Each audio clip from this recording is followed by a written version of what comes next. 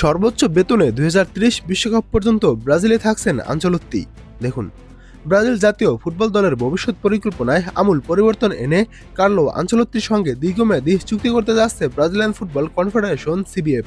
বর্তমান চুক্তির মেয়াদ শেষ হওয়ার আগেই এই অভিজ্ঞ ইতালিয়ান কোচের ওপর পুনরায় আস্থা প্রকাশ করেছে বিশ্বের সফলতম ফুটবল ফেডারেশনটি। নতুন চুক্তি অনুযায়ী আসন্ন ২০২৬ বিশ্বকাপ তো বটেই, ২০৩০ সালে ফিফা বিশ্বকাপ পর্যন্ত সেলেসাওদের ডাকআউট সামলাবেন আনচেলত্তি।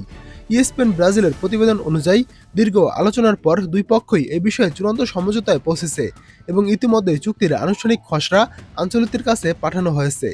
তবে এই নতুন চুক্তির মাধ্যমে ব্রাজিল ফুটবল ইতিহাসে নতুন এক আর্থিক মাইলফলক স্থাপিত হতে যাচ্ছে। আনচেলত্তির জন্য বার্ষিক ১০ মিলিয়ন ইউরো বা প্রায় ১৩০ কোটি টাকা বেতন নির্ধারণ করা হয়েছে, যা ব্রাজিল জাতীয় দলের ইতিহাসে যে কোনো কোচের জন্য এখন পর্যন্ত সর্বোচ্চ পারিশ্রমিক এবং বিশ্বে যে কোনো কোচের থেকেও সর্বোচ্চ পারিশ্রমিক এটা।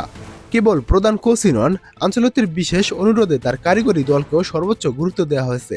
তার দীর্ঘদিনের বিশ্বস্ত সহকারী coach Paul Clement, fitness coach Mino Fulco এবং পারফরম্যান্স অ্যানালিস্ট সিমন মন্তানারোর বেতনও উল্লেখযোগ্য হারে বৃদ্ধি করা হয়েছে। মূলত একটি শক্তিশালী ও স্থায়ী কোচিং প্যানেল গঠনের লক্ষ্যে সিবিএফ এই বিশাল অঙ্কের অর্থ বিনিয়োগের সিদ্ধান্ত নিয়েছেন। আইনি জটিলতা এড়াতে এবং স্থানীয় শ্রম আইনের সাথে সামঞ্জস্য বজায় রাখতে এই দীর্ঘমেয়াদী চুক্তিটিকে মূলত দুই অংশে বিভক্ত করা হয়েছে। প্রাথমিক পর্যায়ে এটি ২ বছরের জন্য কার্যকর হবে এবং পরবর্তীতে স্বয়ংক্রিয়ভাবে আরও ২৪ মাসের জন্য নবায়নযোগ্য হবে। এর ফলে ২০৩০ বিশ্বকাপের পুরো চক্র জুড়ে তার অধীনে থাকবে ব্রাজিল দল। গত মার্চ মাসে মার্কিন যুক্তরাষ্ট্রে অনুষ্ঠিত প্রীতি ম্যাচের সময় সিবিএফ প্রেসিডেন্ট সামির দাউদের সাথে আনচেলত্তির একটি গুরুত্বপূর্ণ বৈঠক অনুষ্ঠিত হয়েছিল।